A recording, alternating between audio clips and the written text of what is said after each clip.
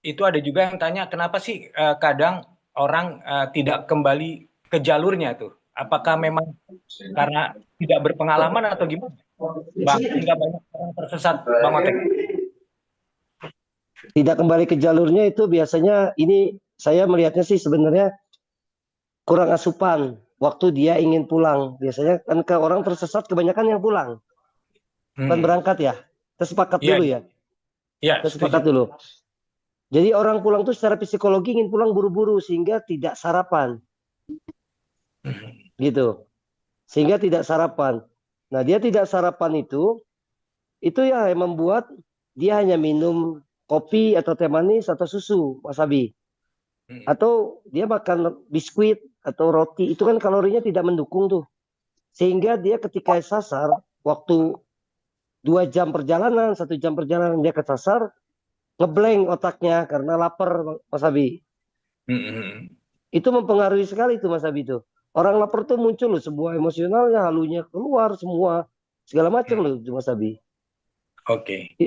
Nah itu, jadi saya harapkan sebenarnya sarapan itu yang pasti gitu, Mas Abi ya jangan harapan ya. Kalau harapan tuh kan nggak pernah pasti kan, itu kan gitu ya. Jadi saya Bang pastikan Otek. tuh kan, oi, Oke, Bang Otek. Sebelum nanti Bang Otek memberikan pernyataan penutup ya, saya memberikan kesempatan kepada Mas Rifki nih. Mas Rifki, silakan Mas Rifki. Kalau mau tanya, Izin Om nanya Om. ya silakan. Izin Bang Otek nanya Bang. Ini kan kalau dari penunturan Himawan itu Survivor itu kan terakhir berpisah, saya nggak tahu di titik mana gitu kan. Sampai ditemukan itu jaraknya berapa jauh ya? Terus sama kalau tadi udah dijelaskan kan korban ini kan Survivor ini meninggal itu 10 hari atau 7 hari dari ditemukan. Artinya kan ada effort dari si survival ini untuk berupaya dia mencari jalan ya gitu kan. Mungkin karena memang lost orientasi gitu sampai dia melipir jauh. Dan itu kan juga ada apa ya ada upaya SAR dulu yang lebih awal gitu loh kan. Nah itu penasaran aja sih di situ kan.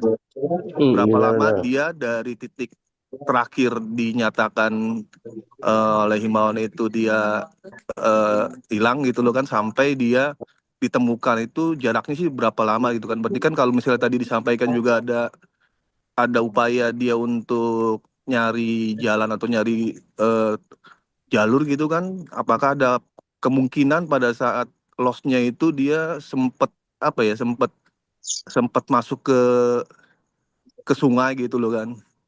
Sampai dia naik Ya, lagi ke atas gitu. Itu aja sih Bang. baik Mas Rifki tadi ya. Baik saya jawab. Jadi jarak yang ditemukan Ali itu dengan tempat dia berpisah itu lebih kurang 200 100 sampai 200 meter itu hasil hasil ininya. Hasil analisisnya itu gak tarik garis lurus ya. 360 derajat. Dia tuh tarik garis lurus arah selatan. Nah, jadi gini, dia berpisah di tanggal 29. 20 29. 29. Ali dan Himawan tuh berpisah di tanggal 29. Diketemukan si Himawan naik dia tanggal 30. Ali itu ditemukan tanggal sekarang tanggal 17. Iya, tanggal 17 ya sekarang ya. Tanggal tanggal 14, sorry maaf. Tanggal 14 ditemukan. Berarti kan cukup lama. Dia selama 17 hari itu Ali itu dalam kemungkinan kata saya analisisnya dia masih bertahan sampai dia bisa pindah di 200 meter. Dia pindah, dia berpindah. Ali itu eh, di hari kita menemukan dompet itu ada cerukan untuk berlindung dari angin. Itu. Mungkin kami prediksi dia teman-teman ngecek itu dia sempat tidur di situ gitu. Setelah itu Ali keluar, eh, dia mungkin kelihatan ketemu ada dompet itu yang sebelum dia naik tebing itu, yang saya bilang pindah punggungan itu dia sempat kayaknya nginap di situ. Sehingga karena ada bekas dia, bekas untuk istirahatnya ya. Terlihat dari jejak-jejaknya. Sehingga dia pindah ke punggungan itu jarak 100 meter naik punggungan itu. Nah itu ketemu emergency blanket sama jas hujan. Ini alat yang sangat emergency untuk kita di gunung. Dia sudah melepas itu gitu. Artinya sebelum dia pindah, Ali masih memegang emergency blanket dan jas hujan. Itu untuk melindungi dia dari angin dan hujan dan air hujan itu. Nah, artinya Ali memang punya daya semangat untuk dia hidup gitu. Kejawab Mas ya, kira-kira seperti itulah kira-kira situasinya. Ya. Oke, sepertinya cukup tanya jawabnya. Mungkin nanti kita ada di kesempatan lain.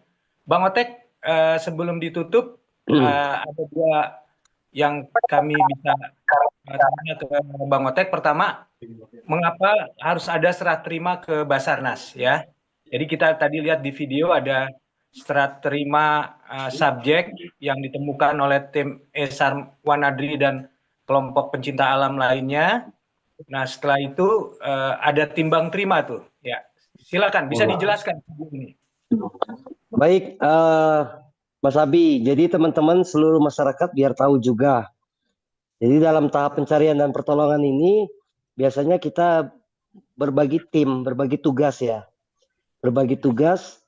Jadi memang kalau di Wanadi itu kita itu hanya memang untuk pencari karena jumlah orang ini banyak, tim SAR ini banyak. Kalau kita memang ingin memanfaatkan tenaganya, semua itu kan tenaga harus kita bisa memanage SDM yang ada ya di operasi SAR. Jadi ini ada serah terima, biasanya tim evakuasi itu di standby-kan dulu di bawah. Biasanya seperti itu.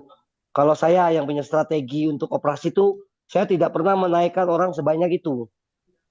Saya belum pernah menaikkan orang sebanyak, biasa paling banyak juga 50 yang pernah saya alami. Karena orangnya memang berlebih gitu ya. Jadi saya tahan biasanya. Untuk mencari tenaga cadangan. Sebab orang pencari itu kalau semuanya diturunin, itu habis 3 hari operasi, hilang semua personilnya. Jadi nanti hari selanjutnya kami kebingungan, maka suka di rolling orang gitu ya. Ini ada serah terima itu, jadi supaya kita tim pencari tidak terkena apa ya, sebagai tidak terkena sebuah apa ya, kayak ya takutlah kita salah lah gitu ya Mas Abi ya. Iya. Karena kita memang coba menyerah terimakan kami adalah tim pencari. Iya. Wanadi adalah tim pencari karena itu dia basicnya adalah penjelajah. Wanadi itu. Jadi memang kita lebih spesialis sekali untuk menjadi penjelajah. Anggota Wanadi itu mereka menjelajah untuk bisa mengejar orang yang memang hilang di hutan. Setelah itu, setelah dapat, kami terimakan kepada instansi yang ada di Indonesia ini, yaitu Basarnas, yang memang dia evakuasi, yang memang dia lebih memahami gitu. Demikian itu Mas Abi, kira-kira jawabannya seperti itu kalau kita ini. Oke, terima kasih Bang Otek, dan ternyata baru saja tim Esarnya dibubarkan ya di base camp di Pajaya ya, baru aja ya tadi ya. Betul, baru saja, baru pukul 19.00. Oh, jadi sejam sebelum kita ngobrol ya. Betul, makanya tadi aku bilang aku ada evaluasi briefing dulu sama penutupan gitu. Oke, sekali lagi Bang Otek terima kasih banyak ya sudah bergabung. Tapi sebelum ditutup Bang Otek tolong kasih pernyataan penutup untuk kita semua dengan adanya peristiwa ini yang mungkin juga menjadi catatan kita supaya di masa datang tidak ada kejadian seperti ini lagi. Ya, baik, terima kasih Mas Abi. Jadi ini kayaknya YouTube Mas Abi ini punya kesempatan saya untuk bisa memberikan informasi nih Mas Abi. Jadi YouTube Mas Abi ini sepertinya yang ditonton nih sekitar 10 juta manusia nih kayaknya nih, seluruh dunia kan. Gitu ya.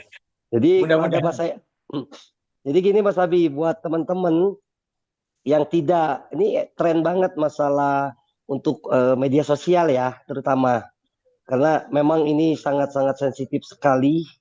Tinggal mengambil terus copy paste segala macamnya itu dia suka memberikan asumsi-asumsi liar dan segala macamnya yang memang dia bukan mengarah kepada saran gitu ya. Jadi mereka mengarah, orang Indonesia nih, netizen Indonesia nih lebih mengarah kepada bagaimana membuat dinamika di dalam sebuah media sosial. Jadi sumbernya tidak dituliskan dengan jelas, segala macamnya tidak jelas. Jadi mohon dengan cerdas teman-teman yang tidak ikut mencari, turut mendoakan itu sudah alhamdulillah.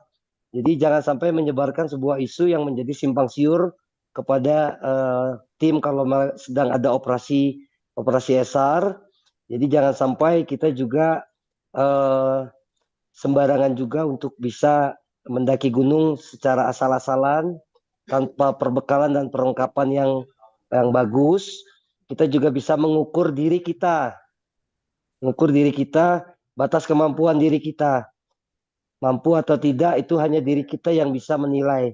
Jadi jangan terlalu kita merasa fisik kita kalau belum mampu jangan kita paksakan. Itu Mas Abi paling media sosial dengan persiapan fisik sebelum mendaki gunung.